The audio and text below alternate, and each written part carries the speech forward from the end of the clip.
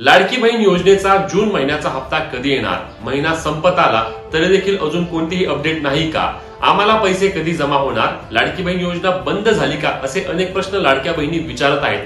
तर त्या सर्व प्रश्नांची उत्तरे आपण आजच्या व्हिडिओच्या माध्यमातून घेणार आहे. त्यामुळे व्हिडिओ शेअर करायला आणि अशाच माहितीसाठी आपल्या पेजला फॉलो करायला विसरू नका. नमस्कार मित्रांनो, मी विराज. मुख्यमंत्री माझी लाडकी बहीण योजनेअंतर्गत जून महिन्याच्या हप्त्याबद्दल अजून निधी वितरित झाला नाही. म्हणजेच की राज्य सरकारद्वारे महिला व बालविकास विभागाकडे योजनेचा हप्ता वितरित करण्यासाठी प्रत्येक हप्त्याच्या आधी निधी वितरित केला जातो आणि तो निधी वितरित केल्यानंतर 4-5 दिवसांच्या अंतरामध्ये लाडक्या बहिणींना पैसे जमा होतात.